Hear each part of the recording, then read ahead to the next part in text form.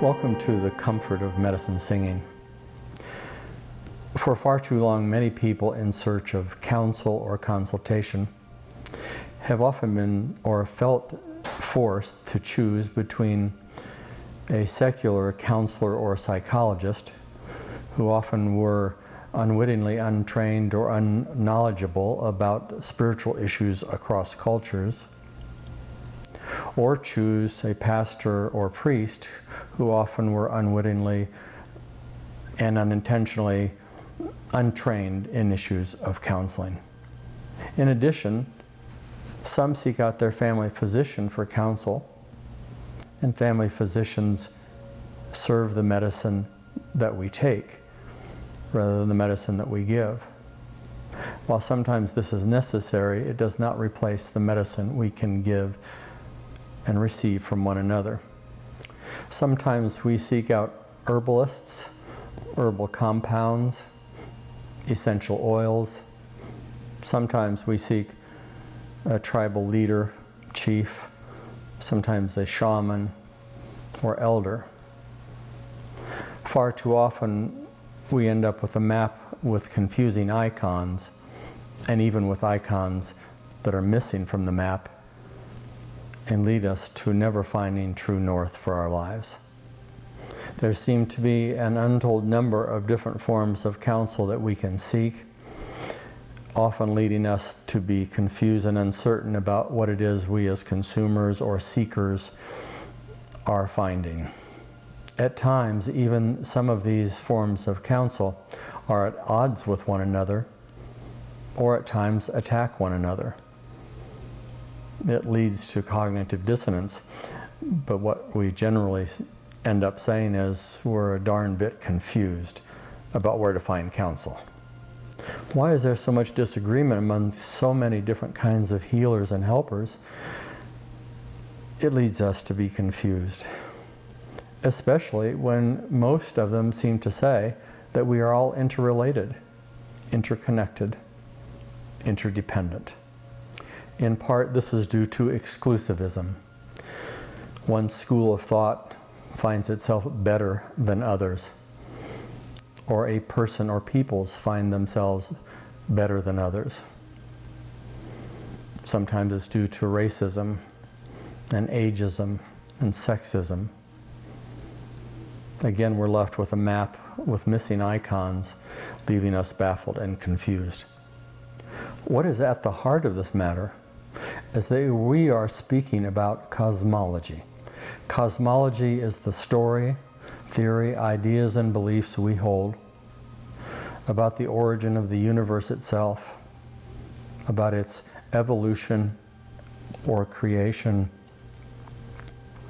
and also our eschatology, that is, what we think about how the world will end, if it will end, even what we believe about when it will end.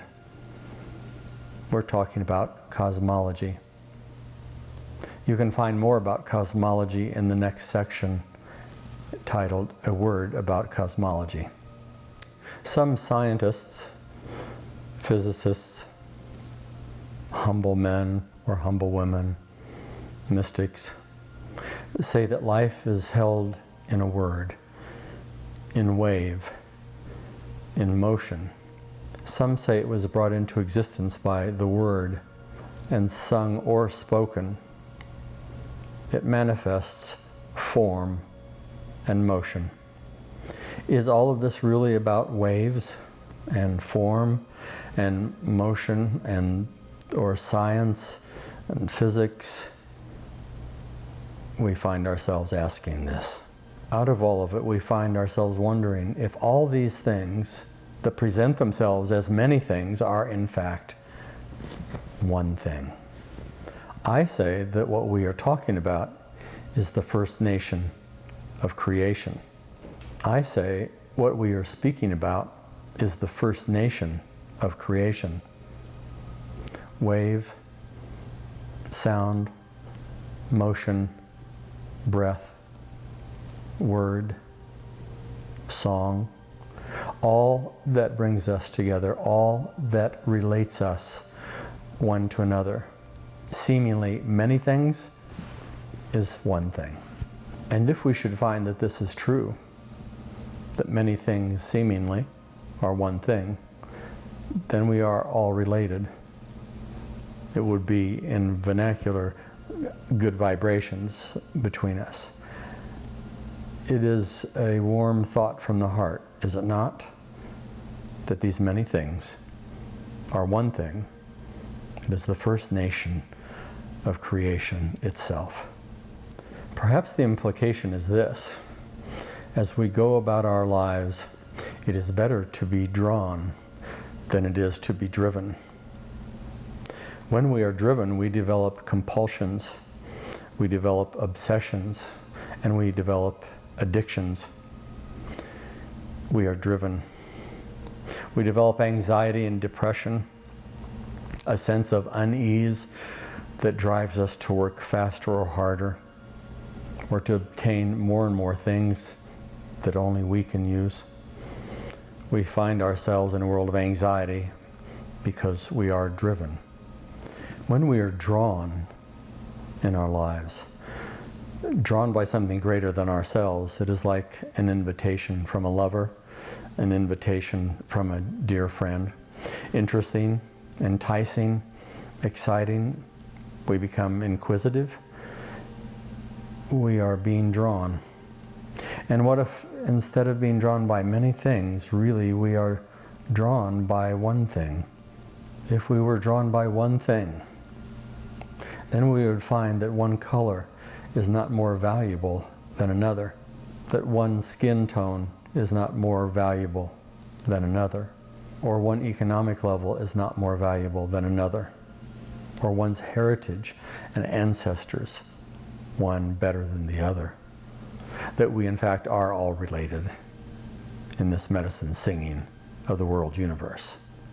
Then all the colors and all the races, all the places that we would visit, all the nations and all the peoples would be all of our relatives, no matter where we went, drawn by that one thing. Sexism, color clashes, gender bashes, things ending. But be forewarned, we do not give these things up easily. Sometimes we in fact like to have title.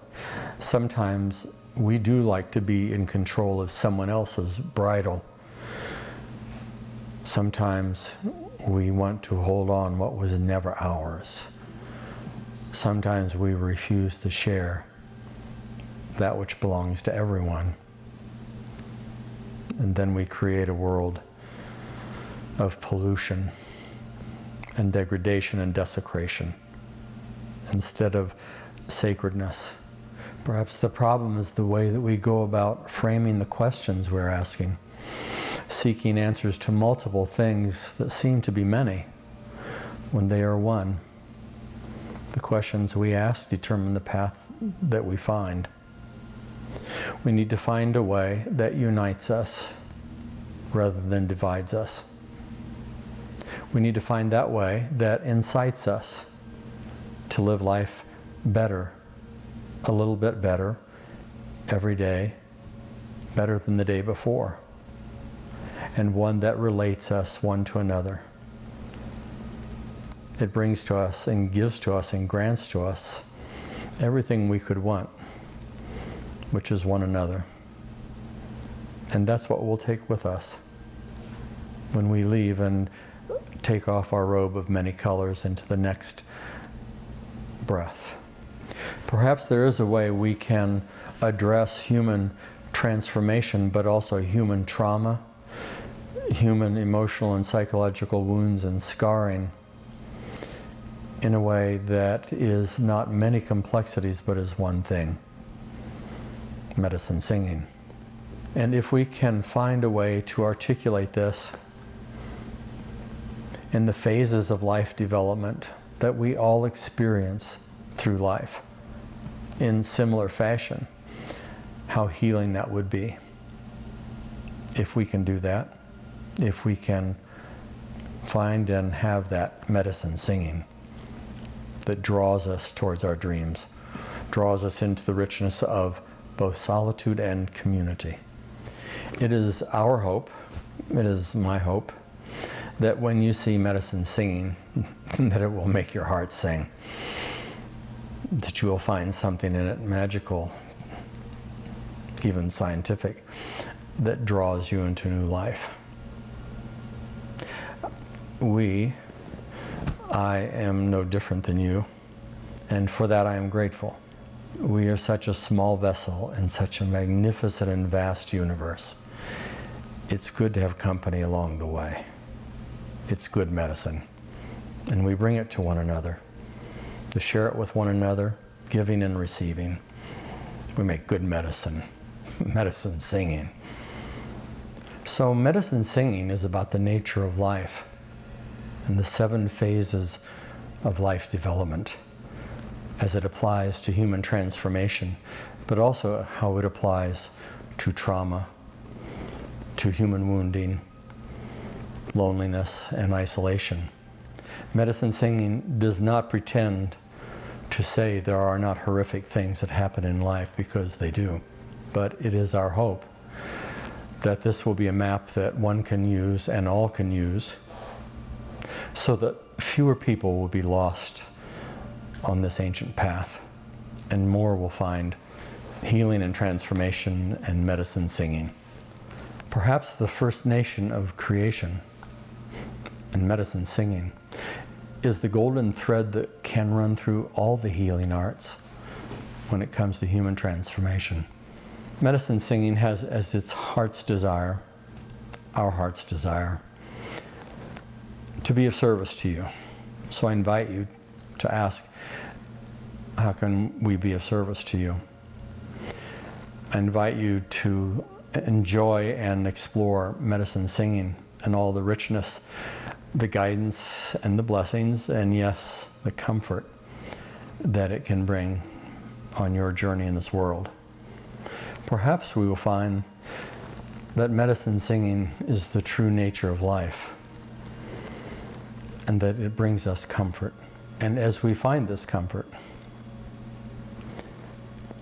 may it come soon.